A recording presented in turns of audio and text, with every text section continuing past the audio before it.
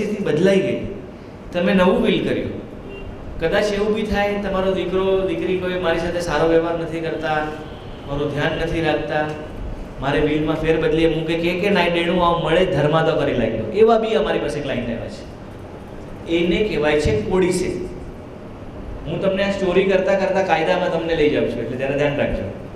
કોડીસીલ આ શબ્દ ધ્યાનમાં રાખો. એને ગુજરાતીમાં કહેવાય છે ઉપવસિયતનામું. ઉપવસિયતનામું. વિલ તમે 2005માં બનાવી લીધું, તમને 2010માં ઈચ્છા થઈ મારે વિલ બદલી નાખવું છે, તો એને કહેવાય છે કોડીસીલ. કાયદાની દ્રષ્ટિમાં કોડીસીલ એટલે ઉપવસિયતનામું. CODI એ તમને ઇંગ્લિશમાં આખું મળે છે, તમે અમે આપીએ છીએ CODICL. કોડીસીલ એટલે ઉપવસિયતનામું, જેમાં તમે લખશો કે મારા જૂના વિલને હું રદ બાતલ કરું છું અને મારા આ છેલ્લા વસિયતનામા તરીકે એને સાબિત કરવામાં આવે કે આ મારું છેલ્લું વસિયતનામું રહેશે અને મારું 2005નું વસિયતનામું હું કેન્સલ કરીને નવા વસિયતનામા મારી બધી નોંધ લઉં છું. અમુક પેરેગ્રાફ તમે જૂના વસિયતનામા બી લઈ શકો છો. જે ફેરબદલી કરો છો તમે એને બી તમારે સ્પષ્ટ રીતે લખવાનું રહેશે. ફેરબદલી એટલે સુધારા વધારા. કોઈ નવી પ્રોપર્ટી તમને મળી, તમને કોઈ જેકપોટ લાગી ગયો, તમને કોઈ ડોનેશનમાં કોઈ વસ્તુ મળી, તો નવી પ્રોપર્ટીનો જો ઉમેરો થયો છે તો એ ઉમેરા કરીને પણ તમે વસિયતનામામાં ઉમેરી શકો છો અને એને કહેવાય છે કોડીસીલ. એટલે આમાં મહત્વના મુદ્દા છે વિલ અને કોડીસીલ. જો બંને રજિસ્ટ્રેશન કમ્પલસરી છે કે નહીં, હવે આ મુદ્દા ઉપર આવીએ. બધાને ઘણા પ્રશ્નો થતા કે વિલ આપણે રજિસ્ટર કરાવવું જોઈએ, વિલ પર સ્ટેમ્પ ડ્યુટી ભરવાની હોય છે, વિલ આપણે ખરેખર ટાઈપિંગ કરીને જ કરશું.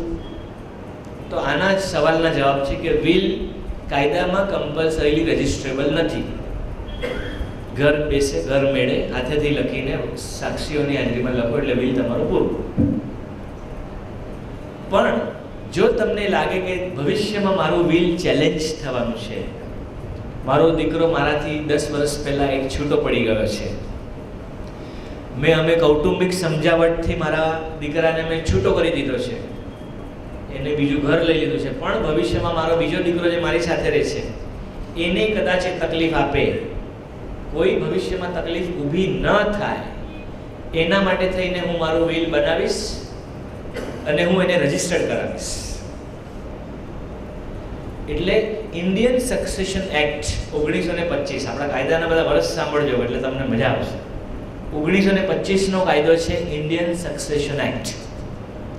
1925 કેટલા વર્ષ થયા? 90 વર્ષ.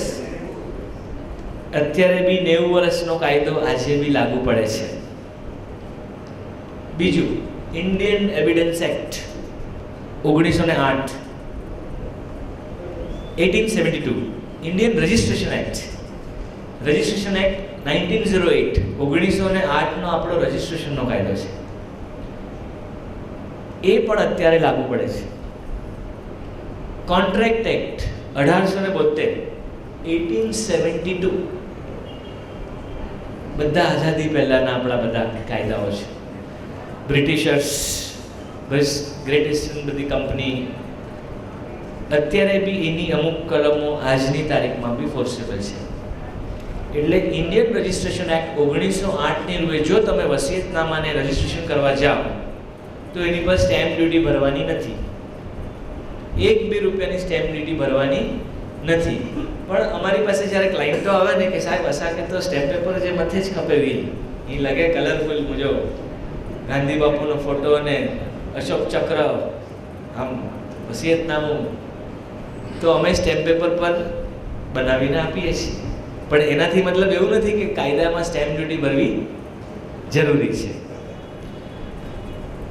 રજિસ્ટ્રેશન કરવા તમે જ્યારે જાઓ ત્યારે 2 વિટનેસીસ તમારે સાથે લઈ જવા પડે છે અને એ વિટનેસના પેન કાર્ડ, એનું આધાર કાર્ડ, એની આઈડેન્ટિટી પ્રૂફ, એ જ રીતે વસિયતનામું કરનારના પણ બધા પુરાવા લઈ અને જો તમે ગુજરાતીમાં વિલ બનાવ્યું છે તો રજિસ્ટ્રેશન ઓથોરિટી એનું ઇંગ્લિશ ટ્રાન્સલેશન માંગે છે. આ કાયદો આવી ગયો છે. તમે મરાઠીમાં વિલ બનાવ્યું તો પણ એ લોકોને ઇંગ્લિશમાં એક કોપી રજિસ્ટ્રેશનમાં લાગશે.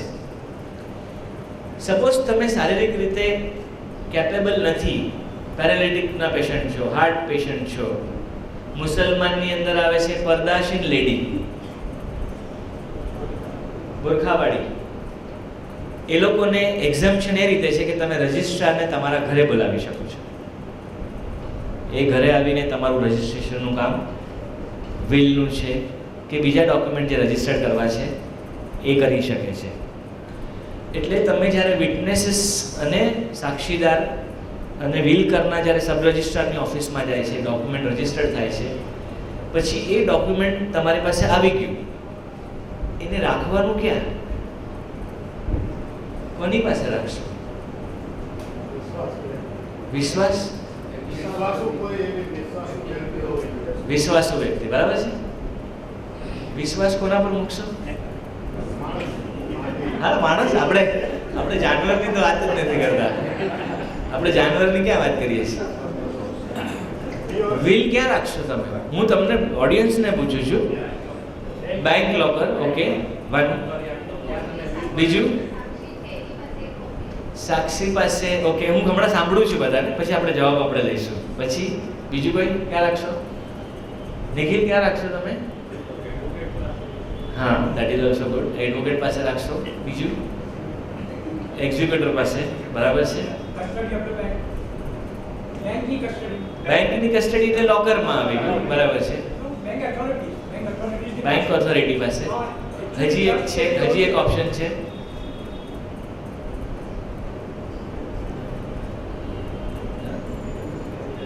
એક અતુલભાઈને ત્યાં રાખી દઈશું. મૌલિકભાઈ કહે છે અતુલભાઈને ત્યાં મોટું લોકર છે જ્યાં ઘણા બધા પૈસા રાખવામાં આવે છે, ત્યાં વિલ પણ રાખી દઈશું આપણે, કઈ વાંધો નહીં. આપણે રજિસ્ટ્રેશનની વાત કરીએ છીએ તો સબ રજિસ્ટ્રાર પાસે સીલ્ડ કવરમાં વિલ રાખવાનો પણ અધિકાર છે. તમે એક લોકરમાં રાખશો, બેંક લોકરમાં. તમે એક્ઝિક્યુટર પાસે રાખશો, જેણે આખો વ્યવહાર કરવાનો છે. તમે તમારા સોલિસિટર પાસે રાખશો એક કોપી, કાં તમારા વકીલ પાસે રાખી શકો, કાં તમે બેંકના લોકર સિવાય તમારી કોઈ એવી તટસ્થ વ્યક્તિ હોય, જેમ ભાઈએ કીધું વિશ્વાસુ વ્યક્તિ, એને પણ. એટલે આ બધા જે ડોક્યુમેન્ટ્સ બને છે એ તમારી ગેરહાજરીમાં જેને બેનિફિટ મળવાનો છે, જેને એના બેનિફિશિયરી છે, એના સુધી પહોંચવું જોઈએ. નહીં તો તમે વિલ બનાવીને રાખીને લોકરમાં પડ્યું રહીને લોકર કોઈ ઓપરેટ જ નહીં કરી શકે તો પછી કોર્ટનો ઓર્ડર લેવા પડે, લોકર તોડાવવા પડે, વિટનેસીસની હાજરીમાં પંચનામું બને, પંચનામામાં ઘણા બધા મુદ્દાઓ આવે. એટલે વિલ બન્યા પછી પણ ક્યાં રાખવું એના પર બી ખૂબ તકેદારી રાખવાની છે.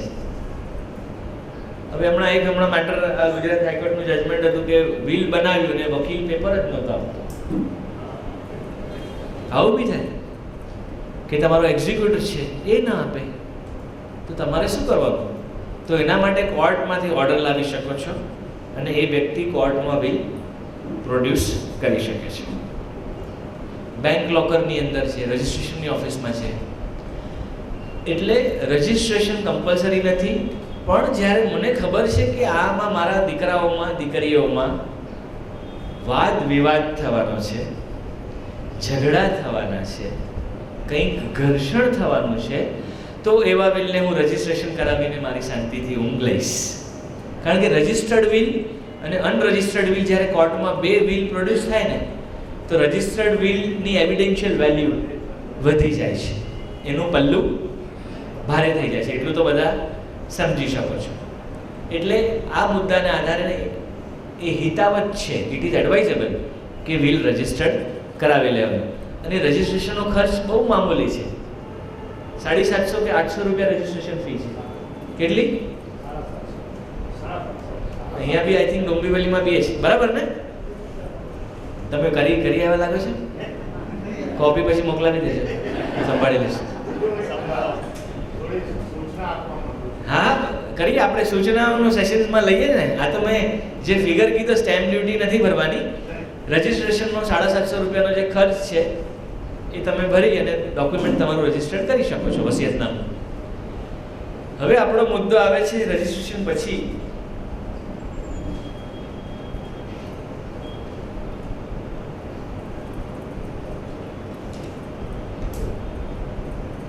એક્ઝિક્યુટરની સંમતિ. જે તમારો એક્ઝિક્યુટર છે એને ખબર જ નથી કે એનું નામ તમે લખ્યું છે. એવું બી બને. તમે એની પર એટલો વિશ્વાસ રાખી દો કે મગનભાઈ રવજી છેડા એ મારા એક્ઝિક્યુટર છે, અને એક્ઝિક્યુટરને ખબર બી નથી કે મારું નામ આ કોઈ વસિયતનામું કરનારે લખ્યું છે. એવી પરિસ્થિતિ સર્જાવી જોઈએ નહીં. તમારે એક્ઝિક્યુટરની સંમતિ લેવી જોઈએ કે તું એક્ઝિક્યુટ કરવા તૈયાર છે, અને એની ઉંમર પણ બહુ મોટી ઉંમરની હોવી જોઈએ નહીં. એક્ઝિક્યુટર તમે 85 વર્ષના દાદાને બનાવો, પછી દાદાના વિલ માટે આપણે દોડવું પડશે. એ જ રીતે સાક્ષી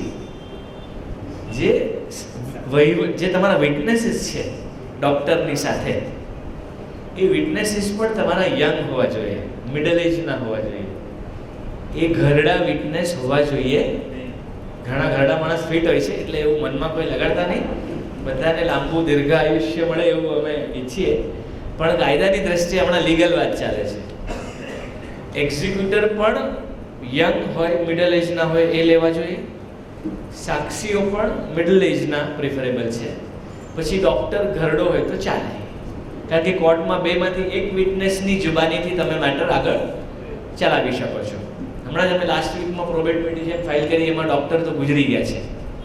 એટલે એક વિટનેસ છે, તમે એક વિટનેસની ગાડી આગળ ચલાવશો.